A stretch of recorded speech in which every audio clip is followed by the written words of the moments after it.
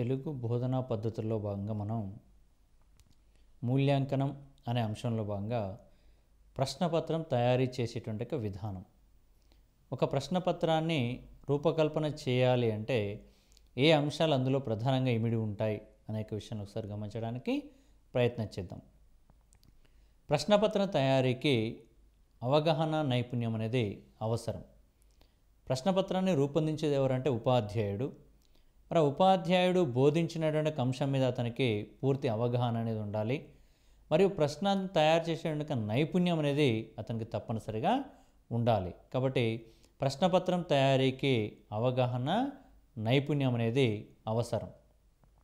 అదేవిధంగా ఒక ప్రశ్నపత్రాన్ని రూపొందిస్తున్నామంటే అన్ని పాఠ్యాంశాలకి ప్రాధాన్యత అనేది ఇవ్వాలి.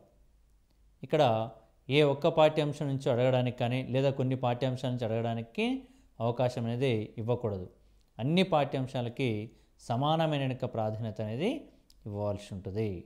అట్లనే ప్రశ్నల రూపకల్పన చేసేటప్పుడు ఏ విధంగా మనం అనుసరించాలి, ఏ విధానాన్ని అనుసరించాలంటే ఇక్కడ సర్వనామముతో కూడినటువంటి అంశాలని మొదటగా ప్రారంభించరాదు. అంటే సర్వనామంతో ప్రశ్నలని రూపకల్పన అనేది చేయకూడదు. అతడు, ఆమె అనేటువంటి సర్వనామాలు సహజంగా మనకి, వీటితో ప్రశ్న అనేది రూపకల్పన చేయకోకుండా ఉండడానికి ప్రయత్నం చేయాలి. ఇక ప్రశ్నల నిడివి అనేది తక్కువగా ఉండి అర్థవంతంగా ఉండాలి. ప్రశ్నల యొక్క నిడివి అనేది తక్కువగా ఉండాలి. ప్రశ్న అర్థం కానటువంటి రీతిలో చాలా పెద్దగా ఇవ్వడం అనేది చేయకూడదు. తక్కువలో ఉండాలి ప్రశ్న, మరియు అది అర్థవంతంగా ఉండాలి. ఈ విధంగా ప్రశ్నపత్రాన్ని రూపకల్పన చేసేటప్పుడు ఉపాధ్యాయుడు కొన్ని అంశాలని దృష్టిలో పెట్టుకొని చేయాలి. మనం ఏంటిదంటే ముందు అతనికి అవగాహన ఉండాలి.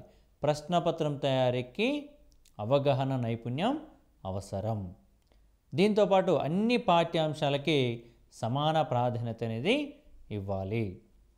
సర్వనామంతో ప్రశ్న అనేవి తయారు చేయకూడదు.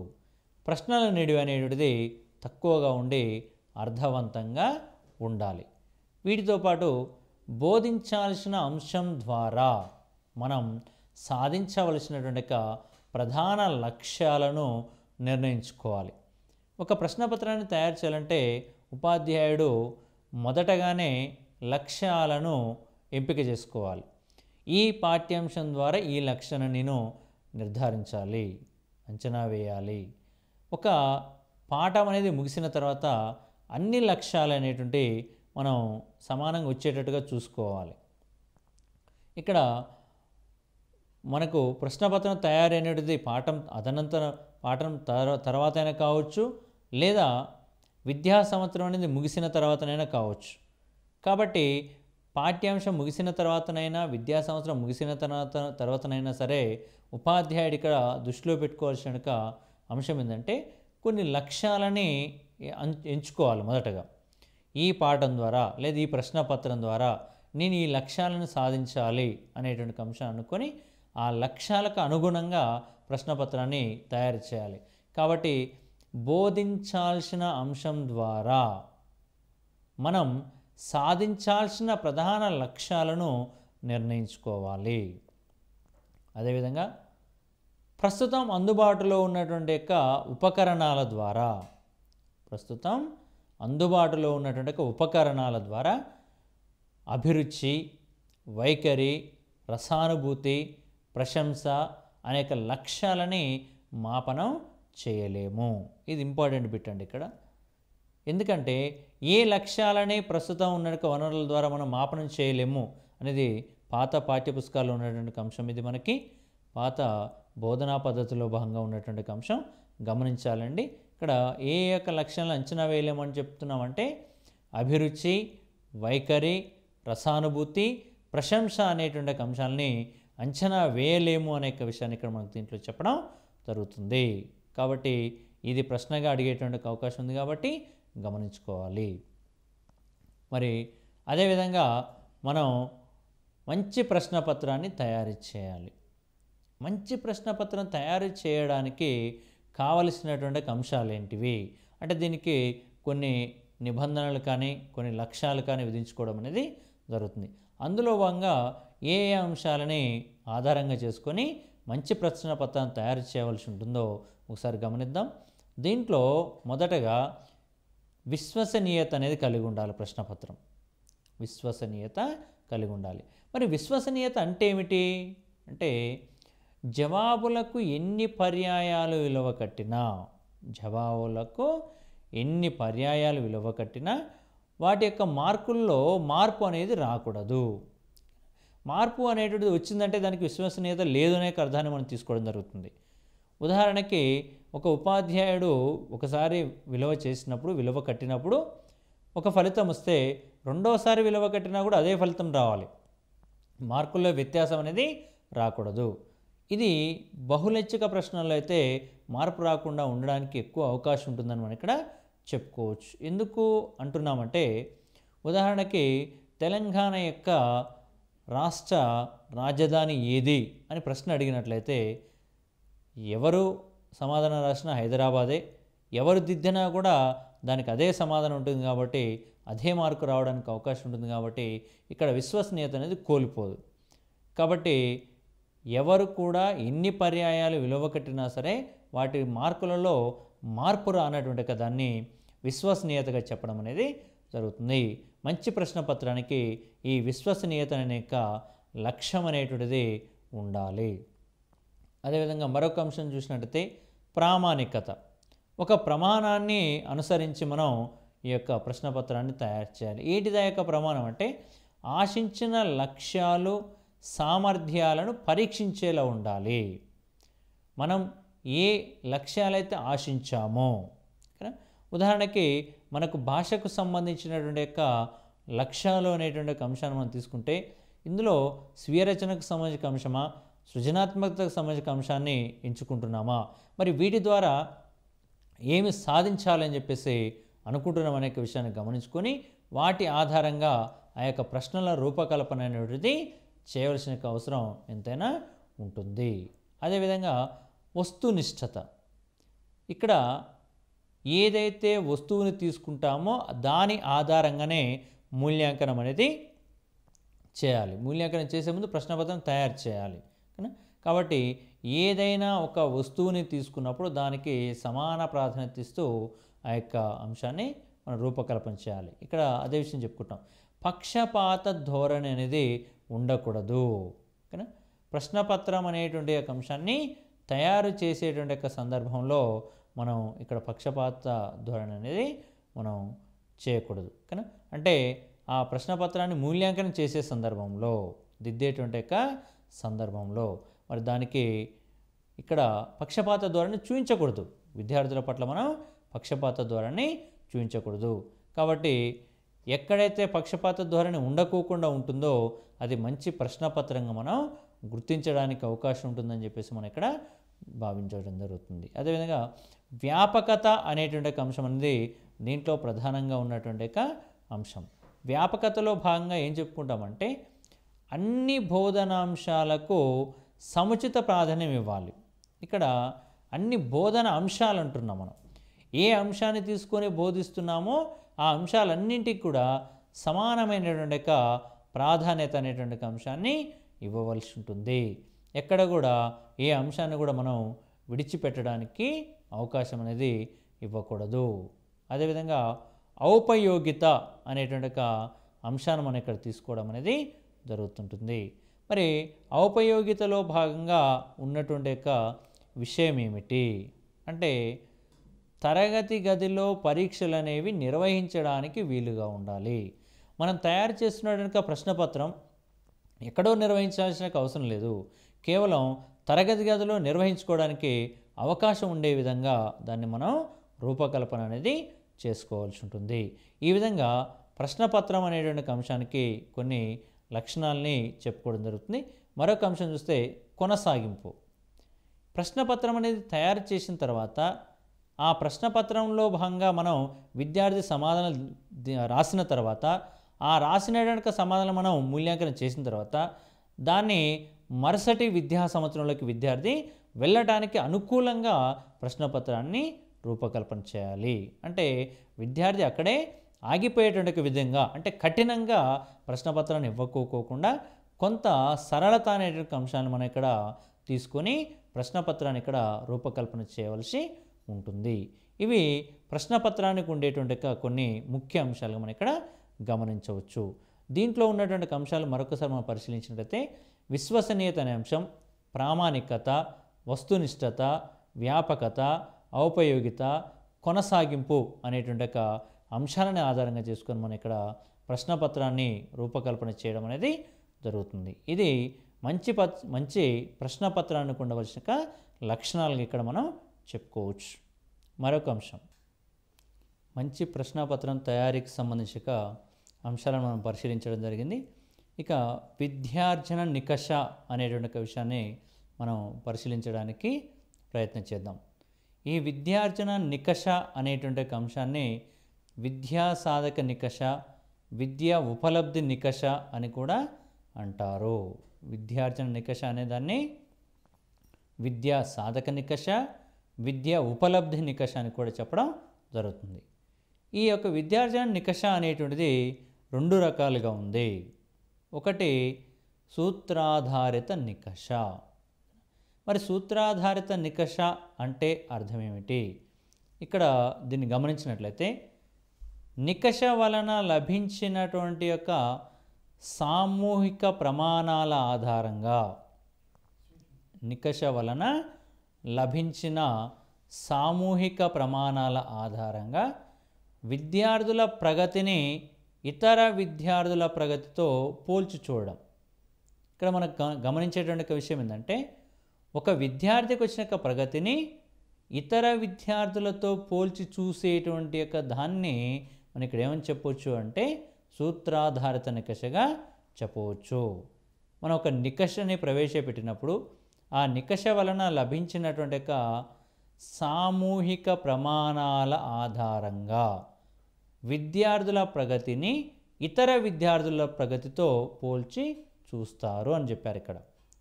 కాబట్టి ఒక విద్యార్థికి వచ్చిన ఫలితాలని మరొక విద్యార్థితో పోల్చి చూడడం అనేది జరుగుతుంటుంది. ఇక ప్రమాణాధారిత నికష, ప్రమాణ ఆధారిత అంటున్నాం మనం. కాబట్టి విద్యార్థి తానుగా సాధించిన సాధించినటువంటి ప్రమాణాల ఆధారంగా అతని ఫలితాలను పోల్చి చూస్తారు. ఇక్కడ ఇంతకుముందేమో ఒక విద్యార్థికి సమయక ఫలితాలని మరొక విద్యార్థితో పోల్చి చూస్తారని చెప్పుకున్నాం. కానీ ఇప్పుడేమో తాను గతంలో సాధించిన అంశాలని ఇప్పుడు సాధించిన అంశాలని రెండింటిని కలిపి పోల్చి చూడడం అనేది జరుగుతూ ఉంటుంది. కాబట్టి సూత్రాధారిత నికషలోనేమో ఇతరులతో పోలిస్తే, ప్రమాణాధారిత నికషలోనేమో తనను తానే పోల్చుకోవడం అనేది జరుగుతున్న విషయంగా మనం ఇక్కడ చెప్పవచ్చు.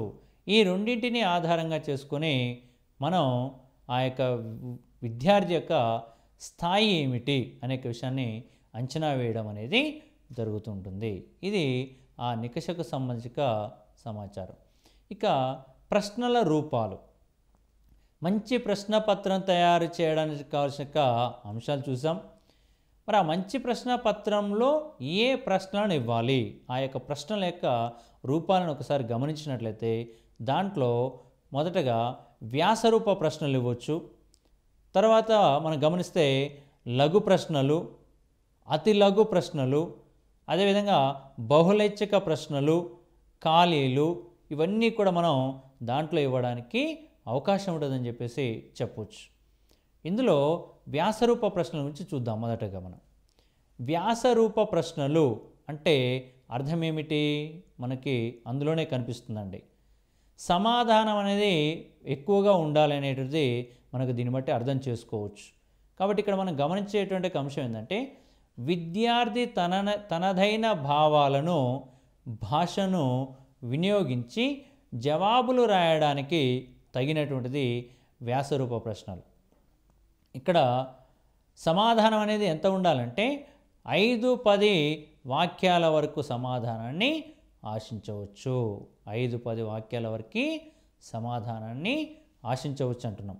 అంటే 5-10 వాక్యాలు అంటున్నామంటేనే పెద్దగా ఉండే అంశం.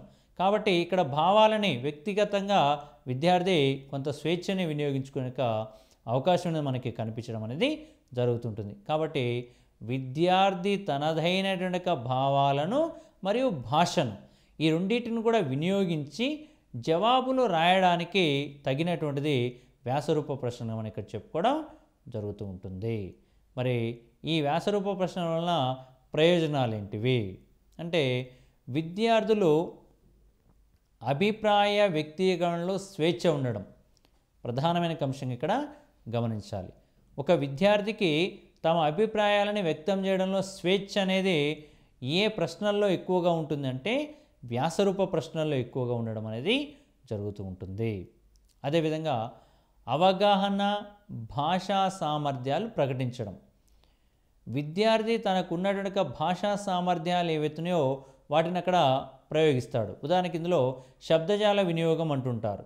అంటే తనకు వచ్చిన శబ్దాలు ఏదైతుందో పదాలు ఏవైతున్నాయో పదాలను తీసుకొని వాటికి తనకు వచ్చినటువంటి అర్థాలను అనుసరించేసి సమాధానాలు రాయడానికి అవకాశం ఉంటుంది. కాబట్టి ఇక్కడ స్వేచ్ఛ అనేది ఉంటుంది. మరియు తనకు వచ్చిన భాష ఏదైతుందో అవగాహన ఏదైతుందో దాన్ని అక్కడ ప్రదర్శించడానికి అవకాశం ఉంటుంది.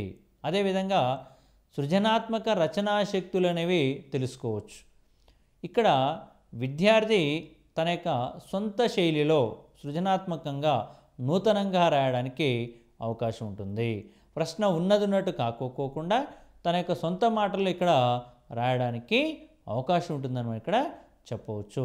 కాబట్టి ఒక్కసారి ప్రయోజనాల్ని మనం గమనించినట్లయితే విద్యార్థులు తమ వ్యక్తీకరణలో స్వేచ్ఛని ప్రదర్శించడం, అవగాహన భాషా సామర్థ్యాలని ప్రకటించడం, సృజనాత్మక రచనా శక్తులని తెలుసుకోవడం మొదలైన అంశాలు ఇక్కడ మనకి కనిపించడం జరుగుతుంది. విద్యార్థుల యొక్క సృజనాత్మక శక్తిని తెలుసుకోవచ్చు. ఇది దీని యొక్క ప్రయోజనాలు. అదేవిధంగా ఈ యొక్క ప్రయోజనాలతో పాటు కొన్ని పరిమితులు అనే అంశాలు కూడా లోపాలు కూడా ఉండడం అనేది జరుగుతుంది. మరి ఏంటిది యొక్క దీంట్లోనే యొక్క లోపాలు ప్రధానంగా విషయాన్ని మనం గమనించినట్లయితే మార్కులు వేయడంలో విశ్వసనీయత అనేది ఉండదు. ఈ యొక్క ప్రశ్నపత్రాన్ని తీసుకొని మనం దిద్దినట్లయితే మార్కులు వేసేటప్పుడు విశ్వసనీయత రాదు. ఇక్కడ ఒకే సమాధానాన్ని 10 మంది రాసినప్పటికీ ఆ 10 మందికి ఒకే రకమైన మార్కులు వేయడానికి అవకాశం అనేది ఉండకపోవచ్చు. అదేవిధంగా దిద్దడానికి ఎక్కువ సమయం పడుతుంది. ఈ యొక్క వ్యాసరూప ప్రశ్నల్ని దిద్దడానికి ఎక్కువ సమయం పట్టడం జరుగుతుంది. అదేవిధంగా కంఠస్థం చేసి రాసే యాంత్రిక పద్ధతిని పాటించవచ్చు. అంటే బట్టి పట్టేటువంటి యొక్క పద్ధతి అనేది దీంట్లో ఎక్కువగా ఉండడానికి అవకాశం అనేటువంటిది ఉంటుంది. వీటి ద్వారా అన్ని పాఠ్యాంశాలని పరీక్షించలేము. దీని ద్వారా అన్ని పాఠ్యాంశాలను మనం పరీక్షించలేమంటున్నాం. ఎందుకంటే ప్రశ్నలు అనేటువంటి తక్కువగా ఇస్తాం కాబట్టి ప్రతి పాఠ్యాంశం నుంచి ప్రశ్నలు ఇవ్వడానికి అవకాశం అనేది ఉండదు. ఇది దీంట్లో ఉన్న లోపాలుగా మనం ఇక్కడ చెప్పుకోవచ్చు. ఇక్కడ వ్యాసరూప ప్రశ్నలు అంటే ఏంటిది, వ్యాసరూప ప్రశ్నలో ఉన్నటువంటి ప్రయోజనాలు ఏంటివి, లోపాలు ఏంటి అనే విషయాన్ని ఇక్కడ గమనించడం జరుగుతుంది. ప్రయోజనాల్లో స్వేచ్ఛ ఎక్కువగా ఉంటుందనే విషయాన్ని గమనించాలి. లోపాలలో విశ్వసనీయత అనేది తక్కువగా ఉంటుందనే విషయాన్ని గమనించవలసిన అవసరం ఎంతైనా ఉంటుంది. లఘు సమాధాన ప్రశ్నలు. లఘు సమాధాన ప్రశ్నలు అనే అంశంలో 2 లేదా 3 వాక్యాలలో సమాధానం మనం ఆశించవచ్చు. ఇక్కడ వ్యాసరూప ప్రశ్నలకేమో 5 నుంచి 10 వాక్యాలు అనుకున్నాం. లఘు సమాధానాల ప్రశ్నలకేమో 2 లేదా 3 వాక్యాల్లో సమాధానాన్ని రాయవచ్చని చెప్పడం జరిగింది. కాబట్టి దీని యొక్క ప్రయోజనాలు కనుక మనం గమనించినట్లయితే ఎక్కువ ప్రశ్నలు అడగడానికి అవకాశం ఉంటుంది. దీనిలో ఎక్కువ ప్రశ్నల్ని అడగవచ్చు. మరియు స్వేచ్ఛ భావ ప్రకటనకు వీలుంటుంది. ఇక్కడ వ్యాసరూప ప్రశ్నలకు ఉన్నంత స్వేచ్ఛ ఇక్కడ కూడా ఉంటుంది. కాకపోతే అక్కడ ఎక్కువగా తన సొంత మాటలను రాయడానికి ఎక్కువ అవకాశం అనేది కనిపిస్తుంటుంది. ఈ విషయాన్ని మనం ఇక్కడ గమనించాలి. మరియు అసంబద్ధ సంబంధం లేని అంశాలు రాయరు. ఇక్కడ ప్రశ్న ఏదైతే అడిగాడో అదే దానికి సమాధానం రాయడానికి అవకాశం ఉంటుంది. కాబట్టి అవకాశం లేనటువంటి అంశాలని రాయడానికి విద్యార్థి అనేది ప్రయత్నం చేయడు. ఇక సంక్షిప్తంగా సమాధానాలు రాసే అలవాటు కలుగుతుంది.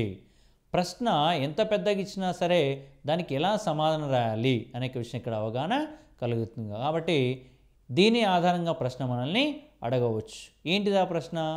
సంక్షిప్తంగా సమాధానాలు రాసేటువంటి అలవాటు ఏ ప్రశ్నల వల్ల కలుగుతుంది అని అడిగేటువంటి అవకాశం ఉంది. కాబట్టి లఘు సమాధాన ప్రశ్నలు ఇక్కడ మనం గుర్తుపెట్టుకోవాల్సిన అవసరం ఎంతైనా ఉంటుంది.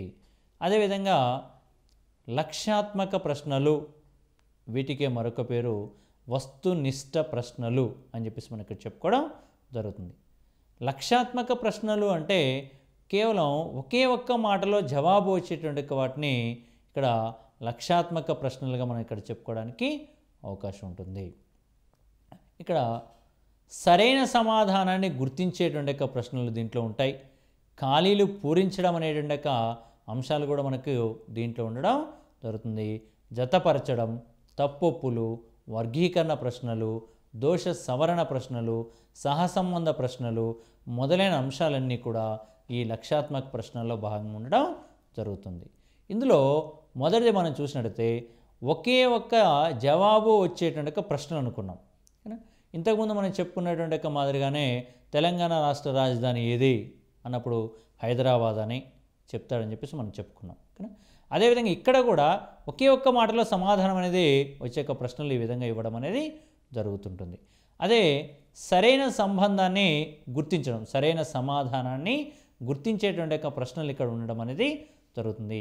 4 ప్రశ్నలు, ఒక ప్రశ్న ఇచ్చేసి 4 సమాధానాలు ఒకే విధంగా వచ్చేటువంటి అంశం అనిపిస్తుంది మనకి.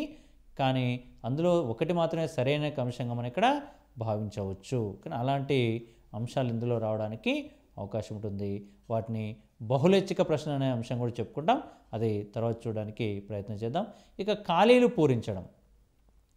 ఖాళీలు పూరించడం అనే విషయం చూస్తే మనకి ఎక్కడైతే ఖాళీ ఇస్తారో దాన్ని పూరించేటువంటి అవకాశం మనకి కలుగుతుంది. కానీ ఖాళీ అనేటువంటిది ప్రారంభంలోనే ఖాళీతోటి ప్రశ్న అనేది రూపకల్పన చేయకోకుండా ఉండాలి అనే అంశాన్ని మనం ఇక్కడ గమనించాలి. ప్రారంభంలోనే ఖాళీ అనేటువంటి అంశాన్ని ఇవ్వకోకుండా ఉంటే బాగుంటుంది అనే అంశాన్ని మనం ఇక్కడ చెప్పడం జరుగుతుంది. జతపరచడం. ఇక్కడ ఒక అంశానికి సంబంధించి మరొక అంశానికి సంబంధించినటువంటి అంశం సరైనదిగా భావించడం అనేది జరుగుతుంది. కాబట్టి ఒకవైపు 4 అంశాలు, మరొక వైపు 4 అంశాలు ఇచ్చి వాటిలో దేనికి ఏది సరైందో జతపరచండి అని చెప్పేసి ఇందులో మనల్ని అడిగేటువంటి అవకాశం అనేది కనబడుతుంది. అదేవిధంగా తప్పొప్పులు. జతపరచడం, తప్పొప్పులు అనే అంశాన్ని మనం ఇక్కడ గమనించినప్పుడు ఒక ప్రశ్న అనేటువంటిది ఇచ్చి ఇది తప్ప ఒప్పు అనేటువంటి విషయాన్ని మనం అడగడం అనేది జరుగుతుంటుంది. అదేవిధంగా వర్గీకరణ ప్రశ్నలు. ఒక ప్రశ్నను ఇచ్చేసి వర్గీకరించడం. ఇక్కడ ఈ రెండింటి మధ్య ఉన్నటువంటి వర్గీకరణని వివరించండి అని చెప్పేసి అడగడానికి అవకాశం ఉంటుంది. దోష సవరణ ప్రశ్నలు. ఇక్కడ ఒక పదము లేదా ఒక వాక్యం ఇచ్చేసి దీంట్లో తప్పు ఉంది, దాన్ని సవరించండి అనే అవకాశం కూడా ఉంటుంది మనకి. ఉదాహరణకి పకల అనే పదం ఇచ్చాం, దీంట్లో దోషం అనేది ఉంది, దాన్ని సవరించాలి. పలక అనే అర్థంలో ఆ పిల్లవాడు సవరించడానికి అవకాశం ఉంది. ఇట్లా పదాలు కానీ లేదా వాక్యాలు కానీ ఇచ్చేసి సవరణ చేయమని అడిగేటువంటి అవకాశం అనేది కనిపిస్తుంది. సహసంబంధ ప్రశ్నలు.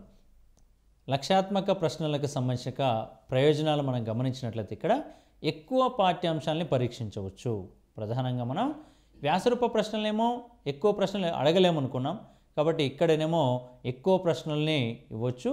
అదే ఎక్కువ పాఠ్యాంశాలు, అన్ని పాఠ్యాంశాల నుంచి కూడా దరిదాపుగా ప్రశ్నలు అడగడానికి అవకాశం ఉంటుంది. ఇక దీనివలన విద్యార్థికి ఒత్తిడి ఉండదు. ఒక విద్యార్థికి ఎలాంటి ఒత్తిడి అనేది మనకి ఇక్కడ కనిపించదు అనే విషయాన్ని మనం గమనించాలి. అదే వ్యాసరూప ప్రశ్నలు అయితేనేమో ఎక్కువ ఒత్తిడి ఉంటుంది, ఇక్కడేమో ఒత్తిడి ఉండదు అనే విషయాన్ని ఇక్కడ గమనించవచ్చు. అదేవిధంగా కంఠస్థం చేయవలసిన అవసరం ఉండదు. ఒక విద్యార్థి వీటిని బట్టి పట్టవలసిన అవసరం ఎక్కడ కూడా రాదు. ఎందుకంటే అక్కడే కొన్ని సమాధానాలు అక్కడే ఉంటాయి కాబట్టి అది చదివి అవగాహన చేసుకొని పిల్లవాడి వాటికి సమాధానాలు చేయడానికి అవకాశం ఉంటుంది. కాబట్టి కంఠస్థం చేయవలసిన అవసరం ఉండదు. ఇక్కడ ప్రయోజనాలు ఒక్కసారి గమనించినట్లయితే ఎక్కువ పాఠ్యాంశాలని పరీక్షించవచ్చు, విద్యార్థికి ఒత్తిడి ఉండదు, కంఠస్థం చేయవలసిన అవసరము ఉండదు. అదేవిధంగా గణనలు గుర్తించడంలో తేడాలు ఉండవు. గణనలు అంటే మార్కులు. ఇక్కడ మార్కులు గుర్తించడంలో తేడాలు అనేటువంటి మనకి కనిపించదు అన్నారు. ఒక ప్రశ్నకి 1 మార్కు లేదా అర మార్క్ అనేది ఇస్తాం కాబట్టి వాటి ఆధారంగానే మనం గణన చేస్తాం కాబట్టి ఇక్కడ మనకు తేడా అనేటువంటిది కనిపించదు. అందరికి కూడా ఒకే రకమైన మార్కులు రావడానికి, ఒక సరైన సమాధానం వస్తే ఒకే రకమైన మార్కులు రావడానికి అవకాశం ఉంటుంది. అట్లనే అన్ని లక్ష్యాలను మదింపు చేయవచ్చు. ఇక్కడ ఒకే లక్ష్యాన్ని కాకోకుండా మనం ఎన్నైతే లక్ష్యాలు ఎంచుకున్నామో మొదటగా ఆ లక్ష్యాలకు అనుగుణంగా మనం ఇక్కడ వాటిని మదింపు చేయడానికి అవకాశం ఉంటుంది. అట్లనే విశ్వసనీయమైనటువంటి ప్రామాణికమైన ఔపయోగికమైన లక్షణాలు దీంట్లో ఉంటాయి. మంచి ప్రశ్నపత్రానికి ఉండే లక్షణాలు ఏవైతున్నాయో అవన్నీ కూడా ఇక్కడ లక్ష్యాత్మక ప్రశ్నలకి వర్తింపచేస్తాయని చెప్పేసి మనం ఇక్కడ గమనించవచ్చు. కాబట్టి అన్ని సర్వ లక్షణాలతో కూడినటువంటి ప్రశ్నలు ఏవంటే లక్ష్యాత్మక ప్రశ్నలు మనం ఇక్కడ గమనించవచ్చు. ఈ లక్ష్యాత్మక ప్రశ్నలకు కూడా కొన్ని పరిమితులు గలవు. ఏమిటా యొక్క పరిమితులు అంటే ఇక్కడ మనం భాష, భావ, సామర్థ్యాల ప్రకటనకు వీలు లేదన్నారు. అంటే మన భావాన్ని ప్రకటించడానికి వీలు. అక్కడ ఏ ప్రశ్న అయితే అడిగాడో ఆ ప్రశ్నకు మాత్రమే సమాధానం చేస్తాం కాబట్టి మన భాషకు కానీ భావాన్ని ప్రకటించడానికి కానీ అవకాశం లేని ప్రశ్నలు ఏవంటే లక్ష్యాత్మక ప్రశ్నలు మనం ఇక్కడ చెప్పుకోవచ్చు. అదేవిధంగా ప్రశ్నలు రూపొందించడం కష్టం. అన్ని అంశాల నుంచి ఇస్తాం కాబట్టి, ఎక్కువ ప్రశ్నలు ఇస్తాం కాబట్టి ప్రశ్నలను రూపొందించడం అనేది కొంచెం కష్టతరం కావడం జరుగుతుంది. ఇక ఊహించి కాపీ కొట్టేటువంటి అవకాశం కూడా ఉంటుంది. ఇక్కడ బహుళైచ్ఛిక ప్రశ్నలు వచ్చినప్పుడు తప్పనిసరిగా వాటిని ఊహించి పెడుతుంటారు. 4 సమాధానాలు ఉన్నాయి, 4ంట్లో ఏదో ఒకదాన్ని సమాధానంగా ఎంచుకుంటాడు, ఊహించే అవకాశం ఉంది. మరియు కాపీ కొట్టవచ్చు, ఎందుకంటే అక్కడ ఏనో బీనో సీడో పెట్టాలి కాబట్టి ఎదుటివాని దాంట్లో చూసి కాపీ కొట్టేటువంటి అవకాశం అనేది మనకు దీంట్లో కనిపించడం జరుగుతుంది. కాబట్టి ఇవి పరిమితులుగా మనం ఇక్కడ చెప్పుకోవచ్చు. కాబట్టి ఇక్కడ ఊహించి కాపీ కొట్టవచ్చు, ప్రశ్నలు రూపొందించడం కష్టం, భాష, భావ సామర్థ్యాల యొక్క ప్రకటనకు అవకాశం తక్కువ అనే అంశాన్ని ఇక్కడ మనం చెప్పుకోవడం జరిగింది. ఇక ఇందులో భాగంగానే బహుళైచ్ఛిక ప్రశ్నలు అని చెప్పేసి అనుకున్నాం మనం. ఆ బహుళైచ్ఛిక ప్రశ్నలు అనేటువంటి అంశం ఏంటిదో వాటికి సంబంధించిన సమాధానాలు ఏ విధంగా చేస్తారనే విషయాన్ని ఒకసారి గమనించడానికి ఇక్కడ ప్రయత్నం చేద్దాం. బహుళైచ్ఛిక ప్రశ్నలు అంటే ఒక వాక్యం ఇచ్చి దాని కింద 4 సమాధానాలు నిజమైనవే అని అనిపించి విద్యార్థులు తికమక పడేలా ఉంటాయి. ఇక్కడ ప్రశ్నలు అనేటువంటి ఎలా ఉంటాయంటే ఒక వాక్యం ఇస్తారు, దాని కింద 4 సమాధానాలు ఇస్తారు. ఆ 4 సమాధానాలు కూడా ఒకటే అనేటువంటి మాదిరిగా కనిపించడం జరుగుతుంది. ఇది సరైనదే అనేక భావనతో కూడి ఆ 4 కనిపించడి విద్యార్థులు కాస్త అటుగా తికమక పడేటువంటి అవకాశం అనేది మనకు దీంట్లో కనిపించడం అనేది జరుగుతుంటుంది. గందరగోళానికి విద్యార్థిని గందరగోళానికి గురి చేసేటువంటి ప్రశ్నలు కూడా ఈ యొక్క అంశాలుగా మనం ఇక్కడ చెప్పుకోవడానికి అవకాశం ఉంటుంది. అదేవిధంగా దీనివలన విద్యార్థుల ప్రజ్ఞ బయటపడుతుంది. ఇక్కడ ప్రశ్నని సరైన విధంగా గుర్తించగలిగితే అతడు ప్రజ్ఞావంతుడిగా మనం ఇక్కడ చెప్పుకోవడానికి అవకాశం ఉంది. ఊహించి పెట్టడం కాదు, అక్కడ తెలివిగా ఈ యొక్క అంశాన్ని పెట్టాలని చెప్పేసి మనం ఇక్కడ చెప్పుకోవడం జరుగుతుంటుంది. ఇది బహుళైచ్ఛిక ప్రశ్నలకు సంబంధించిన అంశం. దీనికి సంబంధించిన ప్రయోజనాలు. బహుళైచ్ఛిక ప్రశ్నల వలన ఏమైనా ప్రయోజనాలు ఉన్నాయా అంటే కొన్ని ప్రయోజనాలు కనబడుతున్నాయి. ఏంటవి? త్వరగా దిద్ది మార్కులు ఇవ్వవచ్చు. ప్రశ్నలు మనం త్వరగా దిద్ది మార్కులని ఇవ్వవచ్చు. ఇక విశ్వసనీయత అనేది తప్పనిసరిగా ఉంటుంది.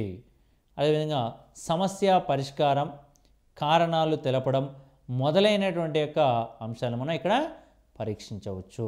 అట్లనే వివేచన, విచక్షణ, ఎంపిక వంటి సామర్థ్యాలని పరీక్షించవచ్చు. ఇది దీంట్లో ఉన్నటువంటి యొక్క ప్రయోజనాలుగా చెప్పవచ్చు. బహుళైచ్ఛిక ప్రశ్నలకు సంబంధించి ప్రయోజనాలను మరొకసారి మనం గమనించినట్లయితే ఇక్కడ త్వరగా దిద్ది మార్కులని ఇవ్వవచ్చు, విశ్వసనీయత అనేది ఉంటుంది, సమస్య పరిష్కారం, కారణాలు తెలపడం మొదలైన వాటిని పరీక్షించవచ్చు, వివేచన, విచక్షణ, ఎంపిక అనేటువంటి అంశాలకు సంబంధించిన సామర్థ్యాలను ఇక్కడ పరీక్షించవచ్చు అని చెప్పేసి చెప్పడం జరిగింది. దీంట్లో పరిమితులు అనేక అంశాలు కూడా ఉన్నాయి మనకు కొన్ని. ఏంటి యొక్క పరిమితులు అంటే ప్రశ్నల రూపకల్పనకు ఎక్కువ సమయం పడుతుంది. ఒక ప్రశ్న అనేటువంటిది తయారు చేసినప్పుడు దాని కింద 4 సమాధానాలు ఒకే విధంగా వచ్చేటట్టుగా రూపకల్పన చేయాలి కాబట్టి దీనికి సమయం అనేది ఎక్కువగా పట్టేటువంటి అవకాశం ఉంటుంది. అదేవిధంగా కాపీ చేయడానికి వీలుంటుంది. మనం ఇంతకుముందు చెప్పుకున్నట్టుగా ఇక్కడ ఒక ప్రశ్నని తీసుకున్నట్టయితే దాన్ని ఎదుటివాని దాంట్లో చూసి ఏనో బీనో సీనో డీనో పెట్టడానికి అవకాశం ఉంటుంది కాబట్టి కాపీ చేయడానికి ఇందులో అవకాశం అనేది ఉంటుంది. అట్లనే నైపుణ్యం వినియోగం అనేటువంటి భావ ప్రకటనలకు అవకాశం లేదు. ఇందులో విద్యార్థి తన నైపుణ్యాన్ని ప్రకటించలేడు మరియు తన యొక్క భావ ప్రకటన అనే అంశాన్ని కూడా ఇక్కడ చేయలేడు. కాబట్టి నైపుణ్యం వినియోగం అనేటువంటి యొక్క భావ ప్రకటనలు చేయడానికి ఇక్కడ అవకాశం అనేది లేదని చెప్పుకోవాలి. ఇంకొకటి గుడ్డిగా గుర్తించేటువంటి యొక్క వీలు యాంత్రిక పునఃస్మరణకు అవకాశం అనేది ఉంది అంటున్నాం. ఇక్కడ విద్యార్థి సరైన సమాధానాన్ని చూసినప్పుడు 4 ఒకే రకంగా అనిపించినప్పుడు ఆ 4ంట్లో ఏదో ఒకదాన్ని గుడ్డిగా నమ్మేటువంటి అవకాశం ఉంది. గుడ్డిగా నమ్మి సమాధానం చేయొచ్చు. దీనివల్ల యాంత్రికత అనేది ఏర్పడుతుంది. అంటే విద్యార్థిలో ఆలోచించేటువంటి స్వభావం అనేది సన్నగిల్లి ఏదో ఒకటి పెట్టొచ్చులే అనే భావన అనేది విద్యార్థుల్లో అలవడానికి అవకాశం ఉంటుంది. ఇది వీటి యొక్క పరిమితులుగా మనం చెప్పుకోవచ్చు. పరిమితులను మరొక్కసారి గమనించినట్లయితే ఇక్కడ ప్రశ్నల రూపకల్పనకు ఎక్కువ సమయం అనేది పడుతుంది. కాపీ చేయడానికి వీలుంటుంది. నైపుణ్యం వినియోగం అనేటువంటి యొక్క భావాలని ప్రకటించడానికి అవకాశం అనేది లేదు.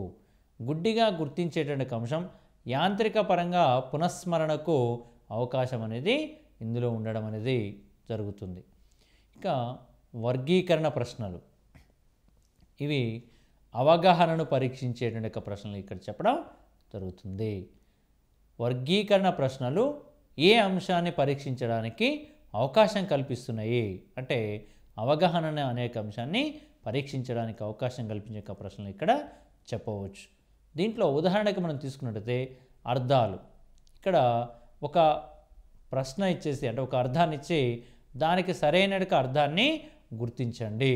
లేదా కవులు, ఒక రచన అనేది ఇచ్చి దాని కింద కవులని ఇచ్చి ఈ యొక్క కవులని గుర్తించండి. లేదా కొన్ని రచనలు ఇచ్చేసి ఏ కవికి సంబంధించినటువంటి ఏ రచనలో వర్గీకరించండి అని చెప్పేసి మనం ఇక్కడ ఇవ్వడానికి అవకాశం ఉన్న అంశాలుగా మనం ఇక్కడ చెప్పవచ్చు. దీంట్లో పోలికలను తేడాలను గుర్తించడం అనే యొక్క అంశానికి సంబంధించినటువంటి కూడా దీంట్లో ఉండడం అనేది జరుగుతుంది. పోలికలు భేదాలు అనేక అంశాలు మనకి ఇక్కడ కనిపిస్తాయి.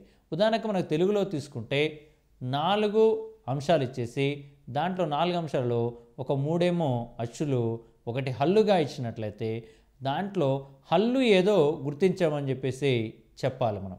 కానీ ఆ విధంగా 3 అచ్చులు ఒక హల్లు ఇచ్చేసి అందులో పర్టికులర్గా ఒక దాన్ని గుర్తించమని చెప్పేటువంటి ఒక అంశం ఇక్కడ తేడా అనే ఒక విషయాన్ని గమనించడానికి సరైన ప్రశ్నగా మనం ఇక్కడ చెప్పుకోవచ్చు.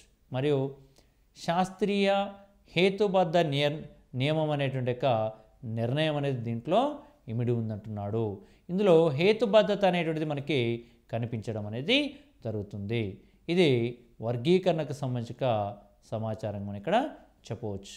మరియు వాక్య ప్రయోగం, ఒక వాక్యాన్ని ప్రయోగించడం అనేటువంటి ఒక అంశాన్ని చెప్తాం. దీన్ని సొంత వాక్యం అనే అంశాన్ని కూడా మనం ఇక్కడ చెప్పుకోవచ్చు.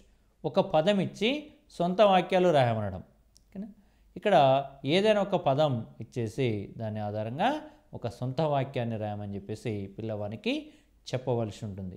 దీని ద్వారా ఏమలబడుతుందంటే భాషా ప్రయోగ సామర్థ్యం అనేది గ్రహించవచ్చు. దీనివలన భాషా ప్రయోగ సామర్థ్యం అనేది గ్రహించవచ్చు అనే అంశాన్ని ఇక్కడ మనం చెప్పుకోవడం జరుగుతుంది. మరి భాషా ప్రయోజనం అనే అంశాన్ని మనం గమనించినట్లయితే పిల్లవాడు సొంత మాటలలో రాసేటువంటి యొక్క అంశం అనేటువంటిది మనకు దీంట్లో కనిపించడం అనేది జరుగుతుంటుంది. ఇక మంచి ప్రశ్నపత్రం చూసాము. ప్రశ్నపత్రాన్ని తయారు చేసిన తర్వాత ఆ ప్రశ్నలలో ఉండేటువంటి రకాలు చూసాము. ఆ ప్రశ్నల్ని మనం దిద్దిన తర్వాత మార్కులు ఏ విధంగా ఇవ్వాలి అనే అంశాన్ని ఒకసారి చూడడానికి ప్రయత్నం చేద్దాం. ఇక్కడ గ్రేడింగ్ విధానం, ఇప్పుడు ప్రస్తుతం ఉన్నటువంటి విధానంలో మార్కుల స్థానంలో గ్రేడింగ్లు ఇవ్వడం అనేది జరుగుతుంది. ఈ గ్రేడింగ్ విధానం గురించి ఇక్కడ మనం చర్చించుకోవడానికి ప్రయత్నం చేద్దాం. గ్రేడింగ్ విధానాన్ని 1986 జాతీయ విద్యా విధానం అనేది దీనికి ప్రాధాన్యం ఇవ్వడం అనేది జరిగింది. 1986లో రూపొందించక జాతీయ విద్యా విధానం గ్రేడింగ్ విధానానికి ప్రాధాన్యత ఇవ్వడం అనేది జరిగింది. ప్రశ్న అడగవచ్చు, గ్రేడింగ్ విధానానికి ఏ జాతీయ విద్యా విధానం ప్రాధాన్యత ఇచ్చింది అంటే 1986 జాతీయ విద్యా విధానంగా మనం ఇక్కడ గమనించాలి.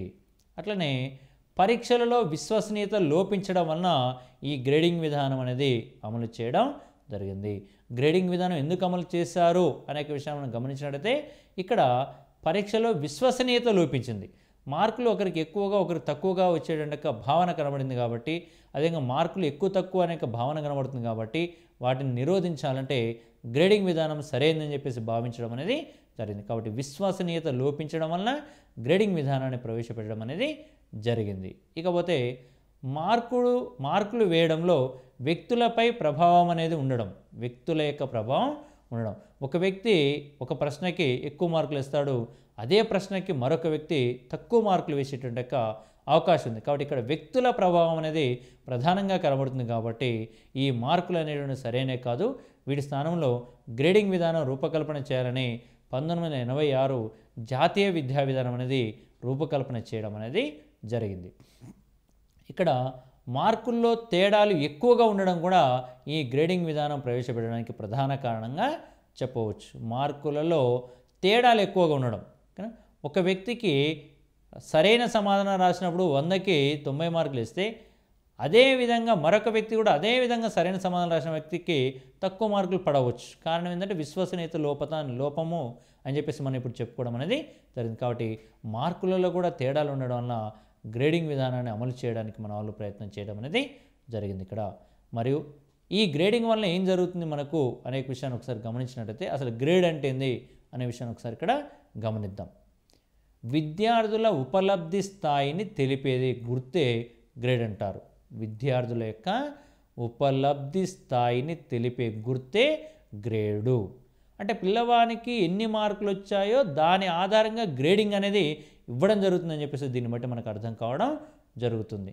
ఈ గ్రేడుల సూచన అనేది ఎలా ఉంది అంటే ఆంగ్ల అక్షరాలని ఉపయోగించి గ్రేడింగ్ ఇవ్వడం అనేది జరుగుతుంటుంది. ఇందులో ABCDE అనేక అంశాలను ఆధారంగా చేసుకొని మనం ఆంగ్ల అక్షరాలని ఆధారంగా చేసుకొని గ్రేడింగ్లు ఇవ్వడం అనేది జరుగుతుంది.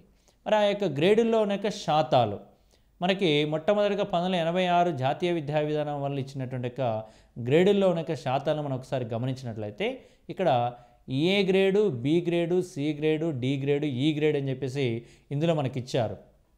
మరి ఏ మార్కు నుంచి ఏ మార్కు వరకు వస్తే ఏ గ్రేడ్గా భావిస్తున్నారు, బి గ్రేడ్గా భావిస్తున్నారు అనేది ఒకసారి మనం ఇక్కడ గమనిద్దాం. ఇక్కడ చూద్దాం ఒక్కసారి. ఏ గ్రేడ్ అనేది 95% నుంచి 100% మధ్య వస్తే ఏ గ్రేడ్గా భావించవచ్చు అని చెప్పారు. ఇక్కడ 95 నుంచి 100% మధ్య వచ్చినటువంటి వాళ్ళు ఏ గ్రేడ్గా వస్తారని, అదేవిధంగా 85 నుంచి 94 వరకు ఉంటే బి గ్రేడ్ అని, 75 మధ్య నుంచి 84 మధ్య ఉన్నట్లయితే వాళ్ళని సి గ్రేడ్ అని, 65 నుంచి 74 వరకు ఉంటే డి గ్రేడ్ అని, 65 కంటే తక్కువ ఉన్న వాళ్ళని ఈ గ్రేడ్ అని చెప్పేసి మొదటగా వాళ్ళు ఉదాహరించి గ్రేడింగ్లు ఇవ్వడం అనేది జరిగింది. అంటే 65 కంటే తక్కువ వచ్చిన వాళ్ళు ప్రతి ఒక్కరు కూడా ఈ గ్రేడే అనే అంశాన్ని మనకి ఇక్కడ ప్రధానంగా చెప్పడం అనేది జరిగింది. ఇది 1986 నాడు ఇచ్చినటువంటి గ్రేడింగ్ విధానం. ఈ గ్రేడింగ్ విధానంలో అనేక మార్పులు సంతరించుకుంటూ రావడం అనేది జరుగుతుంటుంది. ఆ యొక్క మార్పులు అనేటువంటి ఏంటి అనే విషయం ఒకసారి గమనిద్దాం. CBSE వారు మనకి సెంట్రల్ బోర్డు వారు ఎవరుతున్నారో వీరు ఈ గ్రేడింగ్లో కొంత మార్పు తీసుకొచ్చేసి ఇక్కడ ఆంగ్ల అక్షరాలతో పాటు కొన్ని గ్రేడింగ్ అంకెల చిహ్నం అనే అంశాన్ని కూడా మనకు తీసుకొని ఈ అంకెల రూపంలో కూడా మనకి ఇప్పుడు గ్రేడింగ్లు ఇవ్వడం అనేది జరుగుతుంటుంది. మరి ఎన్ని మార్కులకి ఏ గ్రేడు, ఎన్ని అంకెలు అనే విషయాన్ని ఒకసారి శ్రేణి ఏంటిది అనేది ఒకసారి గమనించడానికి ఇక్కడ ప్రయత్నం అనేది చేద్దాం. ఇందులో 90 నుంచి 100 మార్కుల మధ్య ఉంటే, 90 నుండి 100 మార్కుల మధ్య ఉంటే A1 అనే గ్రేడ్గా ఇవ్వడం అనేది జరిగింది. దీనికి 9 పాయింట్లు అనేటువంటి ఒక అంశాన్ని మన వాళ్ళు నిర్ధారించడం అనేది జరిగింది. ఇక్కడ A1 గ్రేడు అనే అంశాన్ని ఈ విధంగా మన వాళ్ళు సూచించడం జరిగింది. తర్వాత 80 నుంచి 89 మధ్యలో A2 అని, తర్వాత 70 నుంచి 79 మధ్యలో B1, 60 నుంచి 69 మధ్యలో B2, 50 నుంచి 59 మధ్యలో C1, 40, 49 మధ్యలో C2, 30, 39 మధ్యలో D1, 20, 29 మధ్యలో D1. ఇక్కడ D2 అనేక అంశాలు ఇచ్చేసి 0 నుంచి 19 వరకు ఉన్నట్లయితే ఈ అనేక గ్రేడింగ్గా ఇక్కడ మన వాళ్ళు సూచించడం అనేది జరిగింది. ఈ విధంగా గ్రేడులు ఇచ్చి వాటికి చిహ్నాలు కూడా అంకెల చిహ్నం 1 నుంచి 9 వరకే ఇవ్వడం అనేది జరిగింది. ఇందులో కొంచెం లోపం అనేటువంటిది మనకి కనిపించడం అనేది జరిగింది. దీనివలన దీనికి మరికొంత రూపకల్పన చేసేసి మన వాళ్ళు ప్రస్తుతం అనుసరిస్తున్నటువంటి గ్రేడింగ్ విధానాలని ఇక్కడ సూచించడం జరుగుతుంది. మరి ప్రస్తుతం కొనసాగుతున్న గ్రేడింగ్ విధానం ఏంటిది? ఇప్పుడు ప్రస్తుతం పాఠశాల దశలో కొనసాగిస్తున్న గ్రేడింగ్ విధానాన్ని ఈ విధంగా ఇవ్వడం జరిగింది. 10వ తరగతి పబ్లిక్ పరీక్షల్లో కూడా ఇదే గ్రేడింగ్ విధానాన్ని కొనసాగిస్తున్నారు. ఇక ఇంటర్మీడియట్ దశలో కూడా ఈ యొక్క గ్రేడింగ్ విధానాన్ని అమలు చేయడానికి ప్రయత్నం చేస్తున్నారు. మరి పాఠశాల దశలో 10వ తరగతి ప్రశ్నపత్రాలు అయిపోయిన తర్వాత, పరీక్షలు అయిపోయిన తర్వాత అందులో ఇచ్చే గ్రేడింగ్ అనేది ఈ విధంగా ఉంది. వీటిని గమనించవచ్చు. ఇక్కడ 0 నుంచి 34 మార్కుల మధ్య వస్తే ఈ అనేక గ్రేడ్గా చెప్పడం అనేది జరిగింది. 0 నుండి 34 మార్కుల మధ్య వస్తే ఈ గ్రేడ్ అని, ఇక్కడ 35 నుంచి 40 మార్కుల మధ్య వస్తే డి అనేక గ్రేడ్గా ఇవ్వడం జరిగింది. 35 నుండి 40 మధ్య డి అనుకున్నాం. తర్వాత 41 నుంచి 50 మధ్య వస్తే C2, 51 నుంచి 60 వరకు C1, 61 నుంచి 70 వరకు ఉంటే B2, 71 నుంచి 80 వరకు ఉంటే B1, 81 నుంచి 90 వరకు ఉంటే A2, 91 నుంచి 100 వరకు ఉంటే A1 అనేక గ్రేడింగులుగా ఇవ్వడం అనేది జరిగింది. వీటికి సంబంధించి సంఖ్యా శ్రేణిని కూడా మనకు ఇవ్వడం అనేది జరుగుతుంది. ఇక్కడ 3 నుంచి 10 పాయింట్ల వరకు ఇక్కడ సవరణ చేసి ఇవ్వడం అనేది జరిగింది. ఇంతకుముందు CBSE వారు 1 నుంచి 9 వరకు ఇచ్చారు. కానీ ఇక్కడికి వచ్చేసరికి మాత్రం 3 నుంచి 10 అనేక గ్రేడింగ్ పాయింట్ల వరకు మనకి ఇక్కడ ఇవ్వడం అనేది జరుగుతుంది. 10కి 10 పాయింట్లు వచ్చినాయని చెప్పేసి మన వాళ్ళు అంటుంటారు. 10 పాయింట్లు రావాలంటే 91 మార్కు నుంచి 100 మార్కు మధ్య వచ్చిన ప్రతి పిల్లవాడు కూడా 10 పాయింట్లు సాధించిన వాడిగా మనం ఇక్కడ గమనించవచ్చు. కాబట్టి ఒత్తిడి అనేది తక్కువ ఉంటుంది. ఇక్కడ నాకు 91 వచ్చినాయి, 92 వచ్చినాయి, 99 వచ్చినాక భావన అనేది పిల్లవాళ్ళు ఉండకుండా 99 వచ్చినా 91 వచ్చినా కూడా ఒకే గ్రేడింగ్ కిందకి వస్తారు. కాబట్టి కొంచెం ఒత్తిడి తక్కువ ఉండేందుకు అవకాశం ఉందని చెప్పేసి మనకి యొక్క గ్రేడింగ్ విధానాన్ని రూపకల్పన చేయడం అనేది జరిగింది. ఈ గ్రేడింగ్ విధానానికి మనం గమనించుకోవాలి. ఎందుకంటే రేపు ప్రశ్నలు అడిగేటువంటి అవకాశం అనేటువంటిది ఉంటుంది. ఇక్కడ B2 అనేది గ్రేడింగ్ ఇచ్చినప్పుడు ఏ మార్కుల మధ్య ఉండాలి అని కూడా ప్రశ్న వేయవచ్చు మనల్ని. కాబట్టి తప్పనిసరిగా గ్రేడింగ్ విషయాన్ని గమనించుకోండి. 0 నుంచి 34 వరకు ఈ గ్రేడ్ అని, 35 నుంచి 40 వరకు డి, 41 నుంచి 50 వరకు C2, 51 నుంచి 60 C1, 61 నుంచి 70 B2, 71 నుంచి 80 B1, ఇక్కడ 81 నుంచి 90 A2, 91 నుంచి 100 వరకు A1 గ్రేడింగ్ అనే విధానాన్ని మనకి ఇక్కడ ప్రస్తుతం కొనసాగించడం అనేది జరుగుతుంది.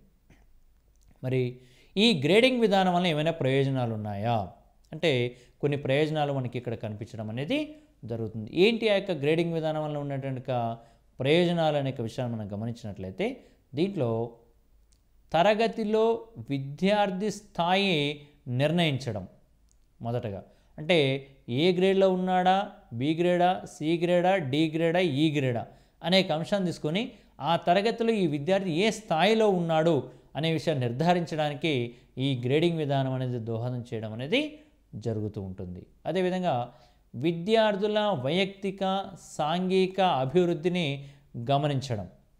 వ్యక్తిగతంగా ఈ పిల్లవాడు ఎంతవరకు అభివృద్ధి చెందుతున్నాడు అనే విషయాన్ని గమనించడానికి ఈ యొక్క అంశం ఉపయోగపడుతుంది. సామాజికంగా సాంఘికంగా అనేక అంశాలు కూడా ఇక్కడ మనం పరిగణలోకి తీసుకోవడం అనేది జరుగుతుంది. మరియు విద్యార్థుల సంపూర్ణ మూర్తిమత్వాభివృద్ధికి తోడ్పడడం. గ్రేడింగ్ విధానం అనేది విద్యార్థుల యొక్క సంపూర్ణ మూర్తిమత్వం. ఇక్కడ కేవలం మనం సంగ్రహణాత్మకమైనటువంటి యొక్క అంశాలనే పరిగణలోకి తీసుకోవడం లేదు, దాంతోపాటు నిర్మాణాత్మక మూల్యాంకనం అనే అంశాలు కూడా పరిగణలోకి తీసుకుంటున్నాం. దీంతోపాటు ఇంకా ఇతర అంశాలు సహపాఠ్య కార్యక్రమాలు అనేక అంశాలను కూడా తీసుకొని మనం ప్రగతి పత్రంలో నమోదు చేస్తున్నాము. కాబట్టి ఇక్కడ సంపూర్ణమైన మూర్తిమత్వాన్ని అభివృద్ధి చేసేటువంటి అంశంగా మనం ఇక్కడ గ్రేడింగ్ని తెలుసుకోవచ్చు. అదేవిధంగా విద్యార్థులలో ఉన్న అనైతిక పోటీని ఒత్తిడిని తొలగించడం. ఇక్కడ మనం ఇంతకుముందు చెప్పుకున్నాం, విద్యార్థులలో పోటీతత్వం ఉంది. నాకు 99కి 100కి 99 మార్కులు వచ్చినాయి, 100కి 100 మార్కులు వచ్చిన యొక్క పోటీ అనేది బాగా ఉంటుంది. ఆ పోటీని ఒత్తిడిని తగ్గించడం అనేది ఈ గ్రేడింగ్ లక్ష్యంగా మనం చెప్పుకోవడం జరిగింది. ఎందుకంటే 91 మార్కు వచ్చినా 100 మార్కులు వచ్చినా కూడా ఆ పిల్లవాడు A1 గ్రేడింగ్లో 10కి 10 పాయింట్లు సాధించిన వాడు అవుతాడు. కాబట్టి కొంత ఒత్తిడిని తగ్గించిన వాళ్ళం అవుతామనే విషయాన్ని మనం ఇక్కడ గమనించుకోవచ్చు. ఇకపోతే నియోజనాలు, వీటినే నిర్దేశాలు అని కూడా అంటారు. నియోజనాలకు మరొక పేరు నిర్దేశ్యాలు. ఇవి బోధనాభ్యసన ప్రక్రియలో భాగంగా ఉంటాయి. నియోజనాలని మనం బోధిస్తున్నాం, అభ్యసిస్తున్నాం, అంటే బోధన అభ్యసన ప్రక్రియలో భాగంగా వీటిని కొనసాగించడం అనేది జరుగుతుంటుంది. ఇవి శిశు కేంద్ర విద్యలో ప్రధానమైన మనం ఇక్కడ చెప్పుకోవడం జరుగుతుంది. అంటే ఇక్కడ చిన్నపిల్లలు కానివ్వండి, అదేవిధంగా ఎవరైనా సరే విద్యార్థిని కేంద్రీకృతంగా చేసుకొని ఈ యొక్క అంశాలను నియోజనాలు ఇవ్వడానికి అవకాశం ఉంది. ఇందులో శిశు కేంద్ర విద్య అనే అంశాన్ని మనం ఇక్కడ ప్రధానంగా ఉక్కి నొక్కానించుకోవడం అనేది జరుగుతుంది. ఇవి దేని కొరకు అంటే విద్యార్థికి పరిపుష్టి పునర్బలనాన్ని ఇచ్చి అంచనా వేయడానికి తోడ్పడతాయి. ఇక్కడ విద్యార్థికి పరిపుష్టిని ఇవ్వడానికి పునర్బలనాన్ని ఇవ్వడానికి తోడ్పడే అంశాలు ఏంటంటే నియోజనాలు అనే అంశాన్ని ఇక్కడ మనం ఇక్కడ గమనించుకోవాలి. కాబట్టి విద్యార్థి యొక్క పరిపుష్టి పునర్బలనాన్ని ఇచ్చేసి ఆ యొక్క అంచనా వేయడానికి తోడ్పడేటువంటి అంశాలను మనం ఏమంటామంటే నియోజనాలు అనేటువంటి అంశంగా మనం ఇక్కడ చెప్పుకోవడం జరుగుతుంది. ఈ నియోజనాల యొక్క ప్రయోజనాలు, మరి నియోజనాల వలన ఏం ప్రయోజనాలు కలుగుతున్నాయంటే ఇందులో మొదటగా విద్యార్థులలో సృజనాత్మకతను వెలికి తీయవచ్చు. విద్యార్థులలో సృజనాత్మకతను వెలికి తీయవచ్చు. ఎందుకంటే ఒక పిల్లవానికి ఒక నిర్దేశం అనేది ఇచ్చేసి అది చేయమంటే అది మెట్ల రూపంలో ఉంటుంది. కాబట్టి ఒకదాని తర్వాత మరొక అంశాన్ని పిల్లవాడు చేయడానికి ప్రయత్నం చేస్తాడు. కాబట్టి దీనివల్ల తనలో కనుక సృజనాత్మకత శక్తి అనేది బయటపడడానికి అవకాశం ఉంటుంది. మరియు విద్యార్థుల యొక్క స్థాయి, ఆసక్తులు, వైయక్తిక భేదాలను గుర్తించవచ్చు. ఇక్కడ మనం ప్రశ్న రూపంలో అడిగే అవకాశం ఉంటుంది కాబట్టి గమనించాలి. విద్యార్థుల యొక్క స్థాయి, ఆసక్తులు, వైయక్తిక భేదాలని దేని ద్వారా గుర్తించవచ్చు అంటే నియోజనాలు అనేక అంశాన్ని ఇక్కడ మనం గమనించుకోవాలి. ఇక్కడ విద్యార్థి ఏ స్థాయిలో ఉన్నాడు, అతనుకున్న ఆసక్తులు ఏంటివి, మరియు అతనికి ఉన్నటువంటి వైయక్తిక పరమైన భేదాలు ఏమిటి అనేక విషయాన్ని మనం దీంట్లో గమనించడానికి అవకాశం ఉంటుంది. కాబట్టి ఇది నియోజనాలకు సంబంధించిన ప్రయోజనాలుగా మనం ఇక్కడ చెప్పుకోవచ్చు. ఇక ప్రాజెక్టులు అనేటువంటి విషయాన్ని ఒకసారి గమనించినట్టయితే మనం ప్రతి పాఠ్యపుస్తకాన్ని పరిశీలించినప్పుడు ఆ పాఠ్యపుస్తకం చివర ప్రాజెక్టు పని అనేటువంటిది మనకి ఉండడం అనేది జరుగుతుంది. ఇక్కడ ప్రాజెక్టు పని అనేటువంటి అంశాన్ని ఒకసారి ఏం గమనిస్తే ఏంటంటే మూల్యాంకనంలో కృత్య సాక్ష్య పరిగణన ఒకటి ఉంది అని చెప్పేసి చెప్పుకోవడం జరుగుతుంది. అంటే కృత్యాన్ని సాక్ష్యంగా చూపిస్తూ కృత్యం ఆధారంగా మనం పనిని చేయడం అనేది జరుగుతుంది. దాన్ని ప్రాజెక్టులుగా చెప్పడం అనేది జరుగుతుంది. ఏదైనా ఒక విషయాన్ని తీసుకొని దాన్ని పరిశీలించమని దానిపై నివేదికను రాయమని చెప్పేసి మనం ప్రాజెక్టుగా ఇవ్వడానికి అవకాశం ఉంటుంది. ఇది కృత్య సాక్ష్య పరిగణన అనే అంశంలో కూడా మనం ఇక్కడ చెప్పుకోవడం జరుగుతుంది. మరి దీనిలో భాగంగా విద్యార్థులకు ఉపాధ్యాయుడు పనిని ఇవ్వడం అనేది జరుగుతుంది. ఉదాహరణకి మీ గ్రామంలోనొక జనాభా ఎంత అని చెప్పేసి సాంఘిక శాస్త్ర ఉపాధ్యాయుడు ఇవ్వచ్చు. అదే తెలుగు ఉపాధ్యాయుని తీసుకున్నట్లయితే మీ చుట్టుపక్కల ఉన్నటువంటి యొక్క పరిసరాలని పరిశీలించేసి మీ గ్రామంలో యొక్క చెరువుపై ఒక నివేదిక రాయండి అని చెప్పేసి కూడా అడగడానికి అవకాశం ఉంటుంది. కాబట్టి ఇక్కడ ఒక ఉపాధ్యాయుడు విద్యార్థులకి కొంత పనిని ఇచ్చేసి వాటిని చేయమని చెప్పేసి చెప్పవచ్చు. ఈ యొక్క ప్రాజెక్టు పనులు వైయక్తికంగా ఉండవచ్చు, జట్టు పనిగా కూడా ఉండడానికి అవకాశం అనేది ఉంటుంది. వైయక్తికంగా అంటే ఒక విద్యార్థి తనకు తానుగా చేసేటువంటి ఒక అంశంగా చెప్పవచ్చు. జట్టు పని అంటే ఇక్కడ కొంతమందిని విద్యార్థులని ఒక సమూహంగా చేసి ఆ యొక్క పనిని చేయించేటువంటి అవకాశం ఉంటుంది. కాబట్టి ఈ విధంగా విద్యార్థులకి ప్రాజెక్టు పనులు ఇచ్చేసి వారి యొక్క మూల్యాంకనం, వారి యొక్క అభివృద్ధిని మనం అంచనా వేయడానికి అవకాశం అనేది ఉంటుంది. ఈ విధంగా మనం మూల్యాంకనం అనేటువంటి అంశంలో భాగంగా ప్రశ్నపత్రం యొక్క తయారీ, ఆ ప్రశ్నపత్రంలో మనం ఏ యొక్క విధానాలను అనుసరించాం, ఇందులో గ్రేడింగ్ విధానం అనేటువంటి అంశం ఏ విధంగా ఉంటుంది, నియోజనాలు అనే అంశాలు, ప్రాజెక్టు పనులు అనేటువంటి అంశాలు ఏవైతున్నాయో అవి ఏ విధంగా ఇవ్వడం అనేది జరిగింది, వాటికి సంబంధించిన ప్రయోజనాలు, లోపాలు ఏంటివి అనేటువంటి విషయాన్ని మనం ఇక్కడ ప్రధానంగా గమనించడం అనేది జరిగింది. ఇందులో నియోజనాలు అనేటువంటి అంశం ముఖ్యమైన అంశంగా భావిస్తూ దీంతోపాటు గ్రేడింగ్ విధానం అనేది చాలా ప్రధానమైన అంశాలుగా మనం ఇక్కడ గుర్తుంచుకోవాలని చెప్పేసి మనం చెప్పడం జరుగుతుంది. ఈ ఏరియా నుంచి ప్రశ్నలు అడిగేటువంటి విధానం ఎక్కడ ఉంది అంటే మనం ప్రశ్నపత్రం యొక్క తయారీ అనేటువంటి అంశంలో భాగంగా మనల్ని ప్రశ్నలు అడిగేటువంటి అవకాశం ఉంటుంది. మంచి ప్రశ్నపత్రానికి ఉండవలసిన లక్షణాలు ఏంటివి ఇక్కడ, లేదా విశ్వసనీయత అనగానేమి, లేదా ఒక ప్రశ్నపత్రాన్ని ఎన్నిసార్లు మూల్యాంకనం చేసినా ఒకే ఫలితం వస్తే దాన్ని ఏమంటారు, ఇట్లా మనల్ని ప్రశ్నలు అడిగేటువంటి అవకాశం ఉంది. కాబట్టి వీటన్నిటిని కూడా మనం గమనించాలి తప్పనిసరిగా అని చెప్పేసి మనం చెప్పుకోవడం అనేది జరుగుతూ ఉంటుంది. ఇది ఈ పాఠ్యాంశానికి సంబంధించినటువంటి సమాచారం. మంచి ప్రశ్నపత్రానికి ఉండవలసిన లక్షణాలను మనం ఇక్కడ పరిశీలించడం అనేది జరిగినటువంటి అంశం. మరి దీంట్లో భాగంగా మనం విశ్వసనీయత అంటేంది, వ్యాపకత అంటేంది, ఔపయోగిత, కొనసాగింపు అనే లక్షణాలు దేనికి ఉంటాయి అంటే ఏందనే విషయం మనం ఇక్కడ గమనించాలి. ఇందులో విద్యార్జన నికష అనేటువంటి విషయాన్ని కూడా మనం గమనించినప్పుడు విద్యార్థి తనను తాను పరిశీలించుకున్నట్లయితే దాన్ని ఏ నికష అంటారు, లేదా ఇతరులతో పోల్చుకున్నప్పుడు ఏ నికష అంటారు అనే విషయాన్ని మనం ఇక్కడ ప్రధానంగా రూపకల్పన చేసుకోవడం జరుగుతుంది, గమనించుకోవడం అనేటువంటిది జరుగుతుంది. మరి విద్యార్థికి ఏ ప్రశ్నలలో ఎక్కువ స్వేచ్ఛ ఉంటుంది అనే విషయాన్ని కూడా మనకు ప్రశ్న రూపంలో అడగడానికి అవకాశం ఉంటుంది. కాబట్టి భావ ప్రకటన స్వేచ్ఛ అనేది ఎక్కువగా ఏ అంశంలో ఉంటుందంటే వ్యాసరూప అనే అంశంలో ఉంటుందని చెప్పేసి మనం ఇక్కడ చెప్పుకోవచ్చు. అదేవిధంగా లోపాల విషయంలో కూడా ఎక్కడ విశ్వసనీయత తక్కువగా ఉంటుందంటే కూడా మనకు వ్యాసరూప ప్రశ్న అనే అంశాన్ని ఇక్కడ మనం గమనించవచ్చు అని చెప్పుకుంటున్నాం. అదేవిధంగా విశ్వసనీయత ఎక్కడ ఎక్కువగా ఉంటుందంటే మాత్రం మనకు లక్ష్యాత్మక ప్రశ్నలు అనే విషయం, బహుళైచ్ఛిక ప్రశ్నలో భాగంగా ఇంకా ఎక్కువగా ఉంటుందని చెప్పేసి కూడా మనం ఇక్కడ గమనించడం అనేది జరిగిన విషయం ఇది.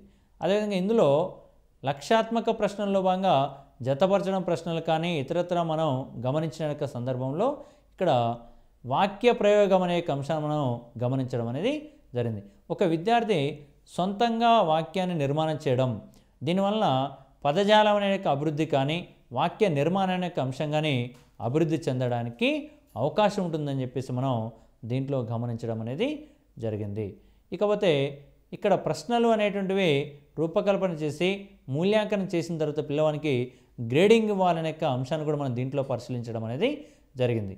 కాబట్టి గ్రేడింగ్ విధానాన్ని రూపకల్పన చేసింది ఎవరు, గ్రేడింగ్ విధానం ఎందుకు రూపకల్పన చేయాలి, గ్రేడింగ్ విధానం వల్ల ప్రయోజనాలు ఏంటివి, నష్టాలు ఏంటివి అనేక విషయాన్ని కూడా మనం ఇక్కడ గమనించడం జరిగింది. మరి 1986లో నాడు ఇచ్చినటువంటి యొక్క గ్రేడింగ్ విధానం, సిబిఎస్ఈ వారు దానికి రూపకల్పన మార్పులు చేసినటువంటి విధానం, ప్రస్తుతం మనం కొనసాగిస్తున్న గ్రేడింగ్ విధానం, వీటి మధ్య ఉన్న భేదాలను మనం ఒకసారి గమనించాం. కాబట్టి ప్రస్తుతం కొనసాగిస్తున్న గ్రేడింగ్ విధానాన్ని మాత్రమే మనం ఎక్కువగా పరిగణలోకి తీసుకొని చదువుకోవాల్సిన అవసరం ఎంతైనా ఉంటుందని చెప్పేసి మనం దీంట్లో చెప్పడం జరుగుతుంది.